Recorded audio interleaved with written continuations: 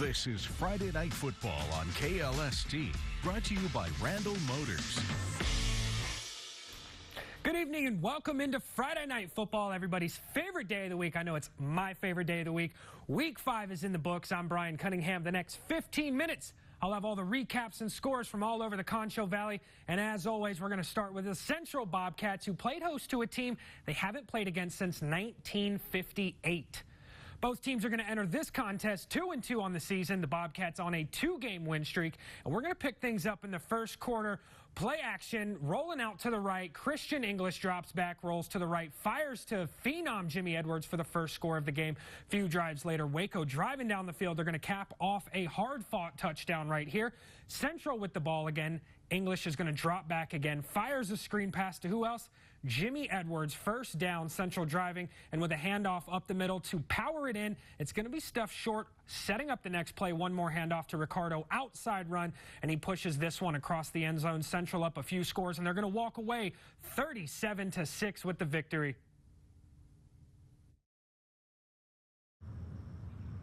How's it going, everyone? This is Sean Torres, live here at San Angelo Stadium with KLST Sports today, and we had a very fun matchup. It was the San Angelo Central Bobcats hosting the Waco Lions. The final score was 37-6. It was a lopsided affair. Central, they had homecoming tonight, so that was fun. They had the homecoming king and queen get appointed before the game, so you know the crowd came out early, and they had a fun time being loud for this Bobcat team that came out and win. They now have 3 wins in a row, and they also held their opponent to a single-digit game. That's 2 games in a row they now have done that, and so they've been doing very well under Mark Smith. The Waco Lions, they look to end their losing streak next week, and they look to improve on their season. This has been Sean Torres at San Angelo Stadium live, where the final score was 37-6. Bobcats won. Back to y'all. This live shot is sponsored by AFCO Steel. We transition now to Lakeview, who enters Week 5 with an extra day of preparation, having played Week 4 on a Thursday, and they're ready to add another game to that win column. Chiefs enter this matchup 1-3, Lobos 3-1, entering this matchup of former district opponents. First quarter action, Levelin drives down the field, caps off a drive with some smash-mouth football here, scoring on this one. Lakeview with the ball. This drive coming up, Alviso is going to drop back. He's going to scan the field, look for his man, and after a tipped pass, it's going to be Levelin's ball. After the interception does not go much on this play. The Chiefs a few drives later in enemy territory. Deep corner shot to his man in the back of the end zone, 4-6. And on the next ensuing drive, a shotgun snap for Levelin. This play, a fake handoff and a tipped interception for Lakeview. This one's going to be returned to around the 10-yard line. Lakeview with the ball again. Unfortunately, it's going to be a high snap leading to a play breakdown and a sack on the play. Lakeview falls to Levelin, now 1-4 on the season. Grape Creek traveled to Tahoka tonight to face the Bulldogs in these two teams' first ever matchup. A 3A D2, 2A D2 matchup with Grape Creek 1-3. The Bulldogs 3-1 entering this game. Grape Creek looking to end the Bulldogs' 2-game win streak. Unfortunately, it'll be Tahoka 35-14 walking away with this one. The 9-ranked Wallhawks are finally back on the road again after a stretch of 3 home games, taking on the Mustangs tonight over in Sweetwater. Wall's going to enter this game having won the previous 2 matchups by 40-plus points and 3-1 on the season. Sweetwater trails to this one. Caden Ortiz rolls out, finds the touchdown. 4-6. Mustangs are going to lead 7-6. And Sweetwater then scoring fast on special teams, not even giving our Photog a chance on this one, but still Jade Rodriguez is going to take the block punt in for 6. And the team goes wild, up 15-6 after the 2-point conversion. For Sweetwater again, Caden again this time is going to find Colton Hernandez for 6. They're up 21-6 after the missed conversion. Literally 10 seconds left in this one. Makes a read, hits Robertson, puts up the points on the board. Wall trailed at half, and 42-21 is going to be the final score on this one. Brady stayed home tonight and welcomes the Ingram Moore Warriors. The Warriors enter this matchup still looking for win number 1. The Dogs looking to prevent that on home turf. This matchup is between 2 former district opponents. Brady holds the overall series record at 8-1, but it'll be a Bulldogs victory 48-28 in this one. When we come back, we continue our coverage of high school football across the Concho Valley. Class 2A is up next when we return with two Concho Valley teams facing off against one another. Don't go anywhere. This is Friday Night Football.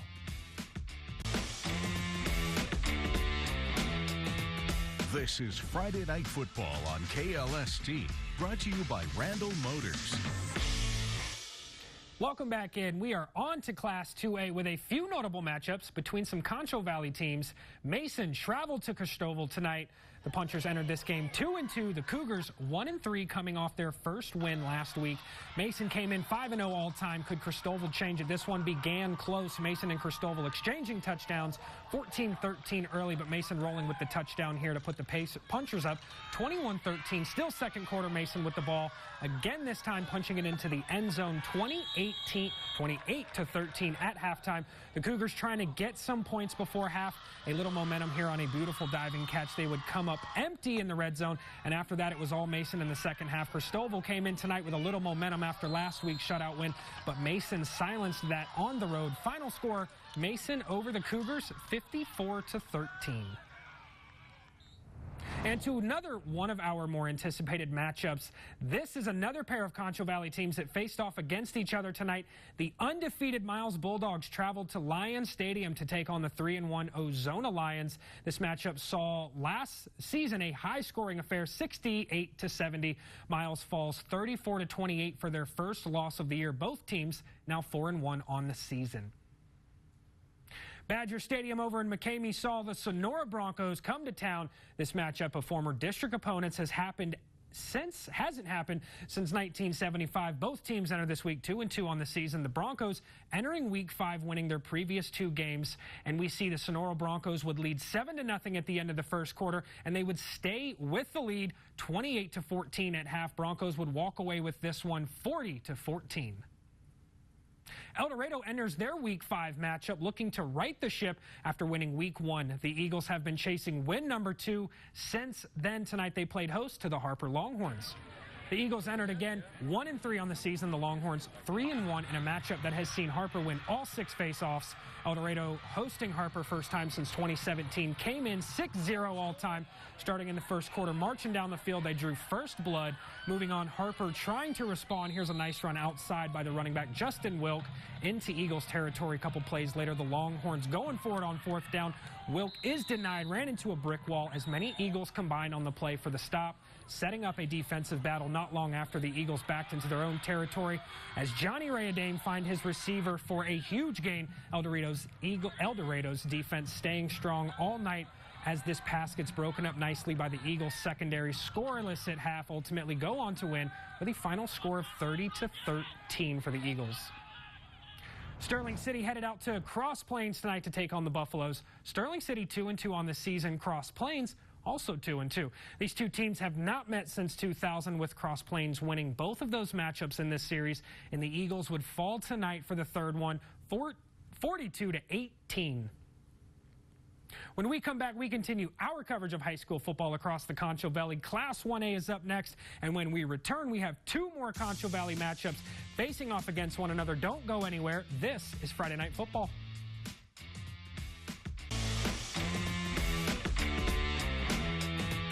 This is Friday Night Football on KLST, brought to you by Randall Motors. Welcome back in. We are halfway done, but we still have Class 1A to cover. Let's get back to it. Erie County played host to the Klondike Cougars. What am I saying? In a matchup that hasn't happened since 1979. Klondike enters this game 0-4 on the season. Erie County 2-2, looking to prevent that first Cougars win on home turf. Klondike's Cannon McGee is going to set the tone by taking it almost to the house on this opening kick return, and that's going to set up the eventual touchdown. Jordan Quintanilla punches it into the end zone for the Cougars' second touchdown thanks to some strong blocking. And then Quintanilla does it again for another touchdown run. Cougars go up 15-0 in the first quarter after a 2-point PAT kick. Klondike quarterback again connects with McGee on a long passing touchdown here, making it 23-0 Cougars, and Erie County is going to give them their first win to Klondike, 53-6 falling tonight. Robert Lee traveled to Sands tonight to face the Mustangs. This matchup has happened 3 straight years in a row, and before that, not since 1981, with Robert Lee holding the overall series record at 5-1-2. Robert Lee entered 2-2 on the season, the Mustangs 3-1, and this was a close match in the first quarter. Robert Lee at 24, Sands at 22, and it would stay pretty much that for the rest of the game. A very close one, tying at 54-54 in the third, and the score would be 74-70 with the Mustangs winning. Another undefeated Concho Valley team is on the road tonight. The Falcons headed over to Bobcat Stadium to face off against Medina in a first ever meeting between these two teams. The Bobcats entered this game 1-2 on the season, very best 3-0, and they continue that win streak, now moving to 4-0 on the season, 68-22. Water Valley headed over to Hornet Pride Stadium to face Rochelle in a first-time meeting since 2011 for these two teams. Water Valley has won the last 11 straight meetings and leads the overall series record at 13-3. The Wildcats entered this week 5-2-2. The Hornets 1-1. 66-28 would be the final score for Water Valley, walking away with the victory. Our third Concho Valley matchup saw a pair of former district opponents set to face off tonight. The Eden Bulldogs traveled over to Bront to take on the Longhorns. Eden enters this game 2-1 on the season. Bront sitting at 1-3, looking for win for Bront with the ball. First quarter drive, Robbins pitch back to Cole Knight outside for the early score. 6-0 Bront. Flash forward a few drives later, Eden with the possession. Shotgun snap from Morales, scanning and finding Avery Condarco for the corner score, and the ensuing kick return will have a fumble on the play, and Parker Holland is going to fall on this to retain possession. The mistakes would continue to happen. Same drive, a pitch back leads to another fumble, recovered again by Bront, this time by Cole Knight, and a few possessions later, Eden with the ball again. Julian Morales with the drop back, connecting over the middle to Avery with another score, 51-38, as Eden's going to walk away with this one victorious. Finley Field tonight played host to our fourth and final Concho Valley matchup that has not happened since World War II was going on. Paint Rock traveled to Menard for Week 5. The Yellow Jackets entered this game 2-0-1. The Indians still looking for win number 1, sitting at 0-4. Menard stayed ahead of Paint Rock Indians in this one, having a score of 52-14 at halftime. But in the end, the Menard Yellow Jackets would come out victorious against Paint Rock, 59-14 final score. And tonight's Battle of the Hornets saw our very own Blackwell traveling to Highland for a 15th straight year, with 68 total matchups between these two teams. Highland entered this week 1-3 on the season, with Blackwell looking for that first win of the season, still 0-4. Both teams were tied at the end of the first quarter, 16 apiece, but the Highland Hornets would build momentum during the second and third quarter. Blackwell Hornets pulling out the stops in the fourth quarter, but Highland would clutch this one away with the victory, 66-44. Blackwell still looking for win number 1. When we return, another look at the latest Dr. Pepper trivia question from this past week, and we're going to also look at this past week's headlines and a look ahead at some of the Week 6 matchups. Don't go anywhere. This is Friday Night Football. This is Friday Night Football on KLST, brought to you by Randall Motors. Welcome back in. I know time is flying, but we have covered all the games from tonight. Let's now take a look at one of our past questions from this week's Dr. Pepper Trivia Sweepstakes. Our Dr. Pepper Trivia questions are back for yet another week to test your knowledge of high school football across the Concho Valley and win a $20 gift card from Walmart.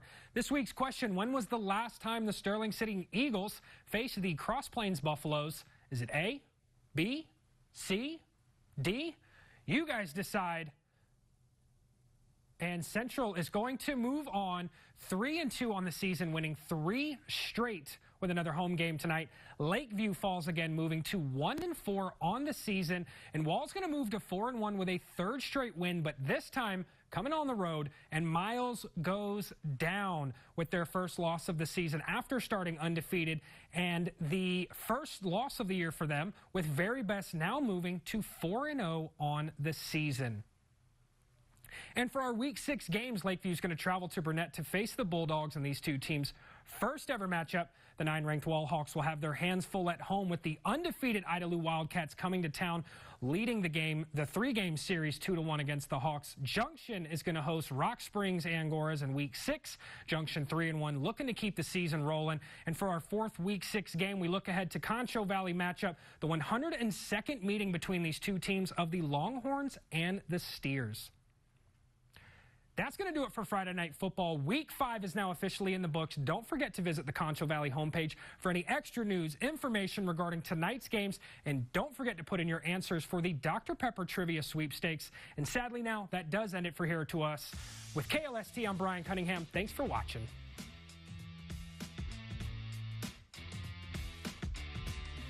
Catering for Friday Night Football is provided by Chick-fil-A.